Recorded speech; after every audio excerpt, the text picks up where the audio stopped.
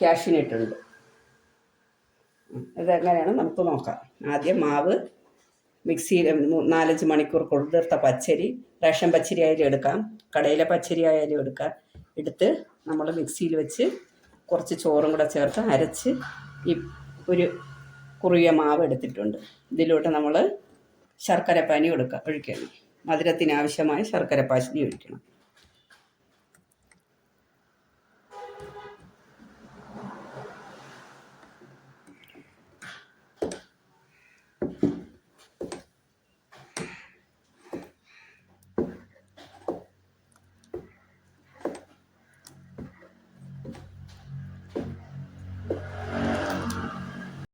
അരി എടുത്തിട്ടുണ്ട്.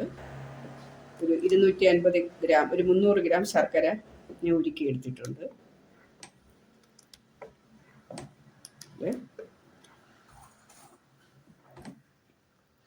എന്നിട്ട് ഞാൻ ഈ തേങ്ങ നിങ്ങൾക്ക് ഇഷ്ടമുണ്ടെങ്കിൽ മാത്രം ഇട്ടാൽ മതി. എനിക്ക് തേങ്ങ ഇഷ്ടമാണ്, അതുകൊണ്ട് ഞങ്ങൾ തേങ്ങ ഉപയോഗിക്കും. ഫ്ലേവറിന് വേണ്ടി ഏലക്കാപ്പൊടി, കുറച്ച് ജീരകം പൊടിച്ചിട്ട്, എന്നിട്ട് മാവ് നല്ലതുപോലെ നമ്മൾ കലക്കിയെടുത്തു.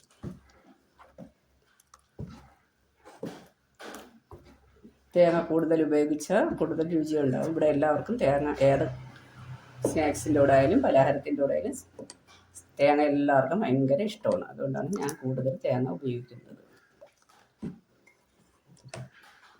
നമുക്ക് നേരെ അടുക്കളയിലോട്ട് പോകാം.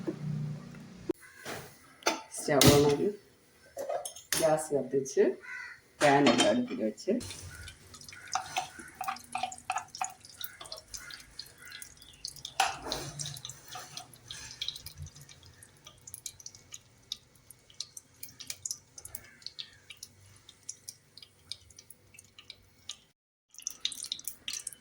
തേങ്ങാക്കൊത്ത് ഇതിലിട്ട് ചെറുതായിട്ടൊന്ന്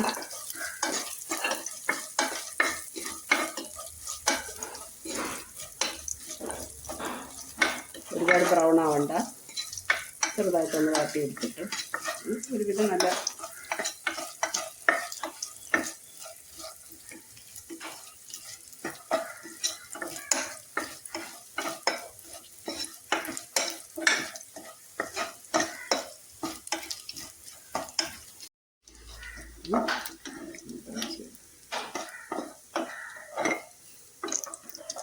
ഇട്ട് അരിഞ്ഞു വെച്ചിരിക്കുന്ന ഉള്ളി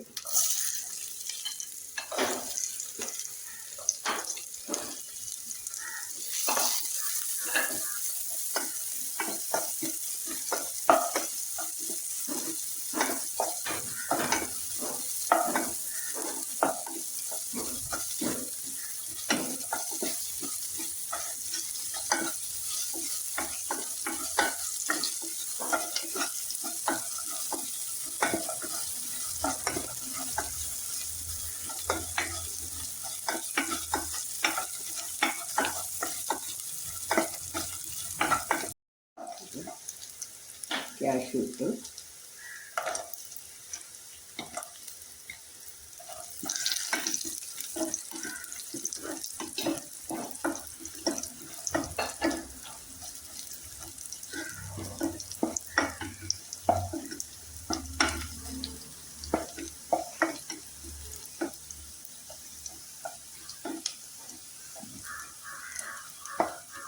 കിസ്മിസ് ഉണ്ട്.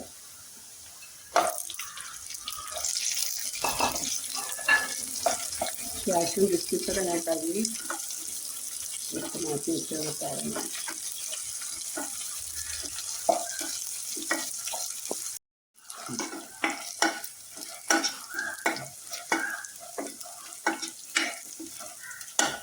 എല്ലാം ഒരുവിധം ബ്രൗണായിട്ട് വന്നിട്ടുണ്ട്. നല്ല ബ്രൗണായി മതി, ഇത്രയും മതി. എന്നിട്ട് ഇത് നമ്മളിങ്ങനെ എടുത്ത് ഈ മാവിലോട്ടങ്ങ് ഒഴിക്കണം.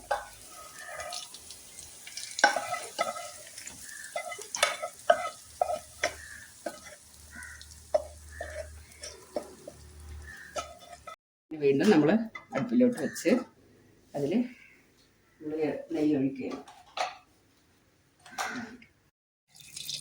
ഇത് നമ്മൾ നെയ്യ് ഒഴിച്ച് ചുറ്റിച്ച് അങ്ങനെ എടുത്തിട്ട് തീ കുറച്ച് ഏറ്റവും സിമ്മിൽ വെക്കണം.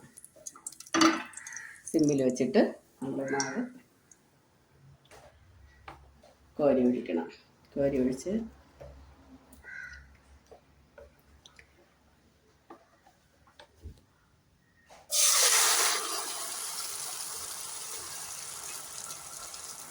ഒരുപാട് കട്ടിക്ക് ചൂടുന്നില്ല, കുറച്ച് കട്ടിക്കാണ് ഞാൻ ചൂടുന്നത്.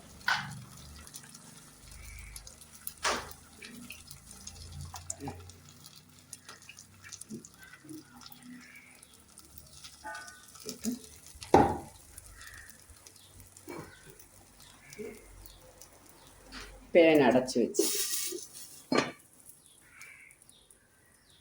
പിന്നെ വേവണം എന്ന് പറഞ്ഞാൽ ഇതിൻ്റെ മൂട് തീ കൂടിയതായ മൂട് കരിഞ്ഞു പോകും. അതുകൊണ്ടാണ് ഇതിങ്ങനെ വെച്ചിരിക്കുന്നത്.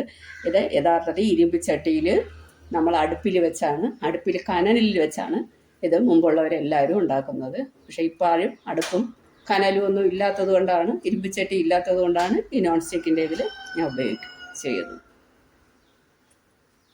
കലത്തപ്പം റെഡി ആയിട്ടുണ്ട്.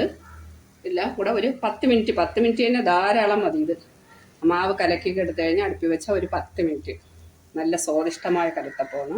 ഇനി നമുക്കത് എൻ്റെ കയ്യിൽ ഞാൻ ഈ പാത്രം ഇങ്ങനെ വെച്ചിട്ട് ഇതിലോട്ട് എടുക്കുകയാണ്. ദോശക്കല്ലിലോട്ട് ഞാൻ മാറ്റി വെച്ച് ചൂടായി ചെറുതായിട്ടൊന്ന് തീയിൽ വെച്ച് ദോശക്കല്ലൊന്ന് ചൂടാക്കി ഒരു 2 മിനിറ്റ് വയ്ക്കുമ്പോൾ അതിൻ്റെ മോൾഭാഗം നല്ല മൊരിഞ്ഞ് വരും. അതോടുകൂടി നല്ല സ്വാദിഷ്ടമായ കലത്തപ്പം, ട്രഡീഷണൽ കലത്തപ്പം റെഡിയായി. ട്രഡീഷണൽ കലത്തപ്പം റെഡി ആയിട്ടുണ്ട്. എല്ലാവരും ട്രൈ ചെയ്യുക. എൻ്റെ ചാനൽ സബ്സ്ക്രൈബ് ചെയ്യുക, കമൻറ്റ് ചെയ്യുക, ഫീഡ്ബാക്ക് അറിയിക്കുക.